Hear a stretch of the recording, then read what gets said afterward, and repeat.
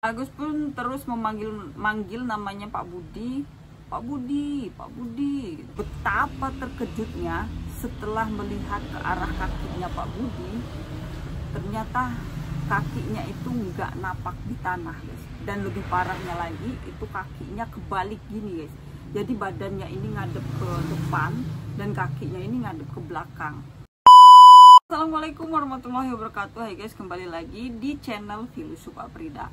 Kisah kali ini dikirim oleh Agus dari Lampung, dan untuk kisah yang akan saya bawakan ini berjudul Hantu Hutan Menjelma Sebagai Manusia ataupun Orang yang Kita Kenal.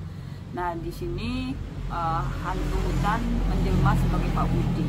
Sebelum kita masuk ke ceritanya, ada lebih baiknya tekan tombol like, komen, dan juga subscribe di bawah ya guys ya. Jangan lupa aktifkan lonceng notifikasinya agar kalian tidak ketinggalan video-video menarik lainnya gitu. Oke, bagaimana dengan ceritanya? Langsung aja masuk. Sebuah cerita ini tentang seorang anak yang tinggal di salah satu perkampungan di daerah Lampung yang bertemu dengan hantu hutan yang menjelma mirip banget dengan orang yang ia kenal, yaitu Pak Budi. Lampung tahun 2000. Sebelum kita masuk ke ceritanya, saya kasih tahu dulu sebelumnya, di sini sudah saya disclaimer semua, baik itu untuk nama, tempat, dan daerah sudah disamarkan semua ya Wak ya, untuk menjaga privasi orang. Nah, karena orangnya nggak mau disebutin nama dan juga tempat-tempatnya gitu guys.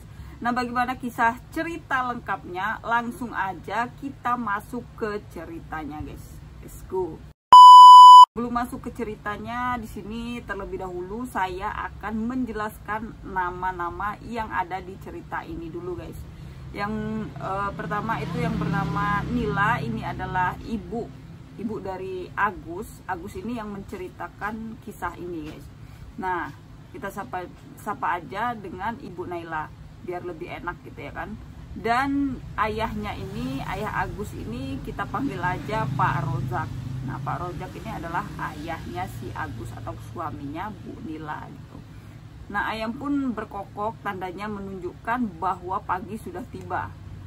Keluarga Pak Rozak satu persatu bangun dan sibuk melakukan aktivitas rutin mereka di pagi hari itu guys. Nah, Ibu Nila sibuk di dapur untuk menyiapkan hidangan sarapan untuk keluarganya. Pak Rozak yang sibuk dengan keperluan-keperluannya yang akan dibawanya ke kebun, dan Agus serta adiknya ini justru sibuk mandi dan juga ganti baju sekolah karena mereka ini masih sekolah guys. Ini harinya masih hari sekolah gitu. Jam menunjukkan pukul 6 pagi, sarapan yang dimasak Ibu Nila tadi sudah pada disantap.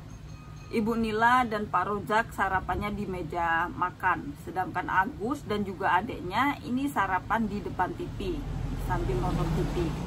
Sarapan pun berlangsung dan Pak Rozak pun mengeluhkan pekerjaannya di kebun yang sangat banyak, karena kalau hanya berdua dengan Bu Nila atau dengan istrinya saja itu akan lama selesainya. Pak, jawab Bu Nila, kita mau sewa upah tapi uang kita pas-pasan. Bagaimana kalau Agus saja Bu, ungkap Pak Rozak ke Ibu Nila.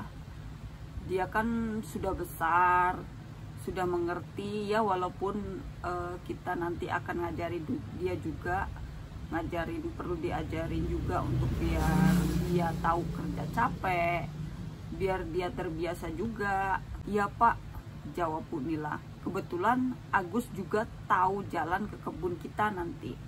Coba nanti Ibu bicarakan dengan Agus. Karena takut lupa, tanpa berlama-lama Bu Nila ini pun langsung nyamperin Agus di depan TV sama adeknya. Langsung ngomong pesan Pak Rozak tadi, Gus, kamu setelah pulang sekolah ke kebun ya nak, bantu-bantu ayah sama ibu di kebun, biar kerjaan cepat selesai, kata ibunya si Agus. Agus pun menjawab, iya Bu. Jam sudah menunjukkan jam pulang sekolah pukul 12.30. Sepulang Agus dari sekolah pun tidak lupa dengan pesan yang disampaikan oleh Ibu Nila tadi, ibunya, dan langsung bergegas ke kebun untuk membantu Bapak Rozak dan juga istrinya. Sesampainya di kebun, Agus pun langsung bergegas membantu kedua orang tuanya Waktu terus berjalan, jam sudah menunjukkan pukul 4 sore, dimana memang haruskan Agus untuk pulang terlebih dahulu karena jam 5 dia harus ngaji. Nah, di pertengahan jalan Agus ini melihat Pak Budi tetangganya, ia yang sedang berada di bawah pohon mangga. Setelah itu si Agus ini menghampiri Pak Budi itu, dengan niatan mau minta manggahnya. Kan dia lagi berada di bawah pohon mangga. Singkat cerita, setelah Agus sudah mulai dekat ke arah Pak Budi, kemudian Pak Budi itu melanjutkan perjalanannya menjauhi si Agus. Tapi di sisi lain Agus mengira bahwa Pak Budi ini melanjutkan perjalanannya itu justru untuk mengambil manggah yang di sebelah sananya lagi, guys. Di sebelah sananya lagi ada juga pohon manggah gitu ya. Nah, kan emang ada pohon manggah lagi. Tapi perjalanannya harus melewati semak-semak dan banyak pohon-pohon rotan. Nah, Agus pun mendengar seperti ada yang memanggil-manggil namanya waktu dia mengejar si Bapak Budi ini. Kemudian dia pun terus mengikuti langkah demi langkahnya Pak Budi. Dia pun mempercepat perjalanannya agar supaya bisa berjalan bersama Pak Budi itu. Dia mempercepat langkahnya sambil berteriak-teriak memanggil namanya Pak Budi, Pak Budi, Pak Budi.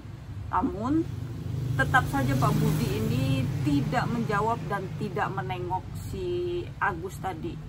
Dia pun terus melanjutkan perjalanannya sampai tengah-tengah hutan batang rotan semua, guys. Kalian tahu ya, batang rotan itu banyak duri-durinya. Agus pun terus memanggil-manggil nama Pak Budi, Pak Budi.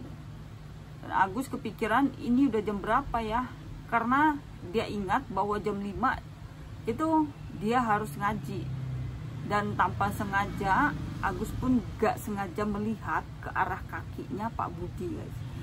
Dan betapa terkejutnya setelah melihat ke arah kakinya Pak Budi, ternyata kakinya itu nggak napak di tanah, guys. Dan lebih parahnya lagi, itu kakinya kebalik gini, guys. Jadi badannya ini ngadep ke depan dan kakinya ini ngadep ke belakang, macam kebalik gini, Kebayangkan kalian? Ngeri banget, guys. Dan tanpa mikir panjang, Agus pun langsung membalikkan badannya dan langsung lari sekencang-kencangnya dari tempat tersebut. Dan ternyata perjalanan Agus mengikuti Pak Budi ini sudah jauh banget, guys. Sudah masuk ke semak-semak dan masuk ke pohon-pohon rotan.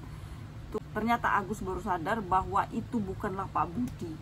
Karena kenapa? Yang pertama dipanggil-panggil dia nggak menjawab-jawab dan nggak nengok-nengok. Setelah dia lihat ke arah kakinya, ternyata kakinya tidak napak di tanah dan terbalik seperti ini, guys. Jadi badannya itu menghadap ke depan, kemudian kakinya itu ke belakang gini, guys, jari-jarinya itu. Nah, si Agus ini baru sadar karena dia mengingat ngaji, guys. Jadi dia baru sadar bahwa yang diikutinya itu bukanlah Pak Budi, tapi hantu hutan yang menjelma seperti manusia yang kita kenal. Untung aja Agus ini cepat menyadari hal tersebut. Untung dia ngelihat, untung dia ingat ngaji, dan untung dia melihat ke arah bawah, guys, dan melihat kakinya. Ternyata dia bukanlah manusia. Kalau manusia dia pasti jalannya napak di tanah. Kalau enggak ya mungkin dia udah dibawa sama hantu hutan itu, dan konon katanya hantu hutan, kalau kita sudah dibawa oleh hantu hutan, konon katanya kita sudah diberi makan cacing dan lain sebagainya, guys. Itu mitos, nggak tahu mitos atau benar, tapi di daerah saya kepercayaannya seperti itu, guys.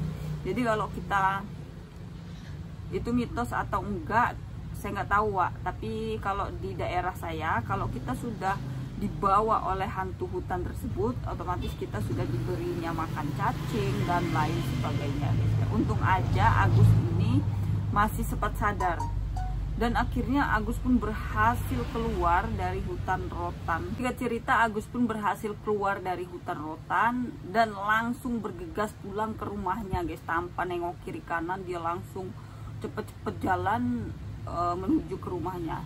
Sampai di rumah hampir maghrib, guys. Jadi Agus ini nggak sempat ngaji lagi. Dan sesampainya di rumah, mukanya si Agus ini pucat banget dan langsung duduk lemes. Ibu Nila pun yang melihat itu panik, langsung menanyakan apa yang sudah terjadi dengan anaknya, sambil memberikan segelas air minum agar si Agus ini tenang. Dan setelah minum itu pun Agus langsung menceritakan semua yang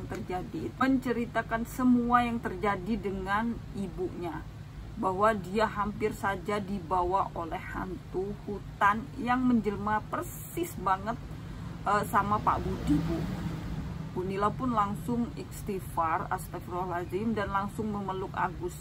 Nah, mungkin itu aja. Bu Nila pun langsung istighfar dan langsung memeluk Agus. Ya mungkin Agus ini tadi guys, dia langsung sadar karena dia ingat mau ngaji guys. Karena dia kan jam 5 mau ngaji, ngelihat ini sudah, dia bertanya-tanya ini jam berapa gitu, dia kan mau ngaji. Nah, setelah dia ingat itu, nggak sengaja matanya itu melihat ke arah bawah dan melihat kakinya si hantu itu guys. Betapa terkejutnya dia ternyata melihat itu bukanlah manusia, ternyata itu hantu hutan gitu. Menurut saya sih gitu, karena dia nginget ngaji, makanya dia disadarkan dari kebingungannya itu. Mungkin itu saja cerita hantu hutan yang menjelma sebagai manusia yang kita kenal. Bagaimana menurut kalian? Silahkan komen di kolom komentar bawah. Dan kalau kalian suka dengan cerita ini, kalian klik tombol like, komen, dan juga subscribe di bawah ya Wak ya. Dan jangan lupa nyalain lonceng notifikasinya, karena agar kalian tidak ketinggalan video-video terupdate dari channel ini. Oke, see you next video Wak.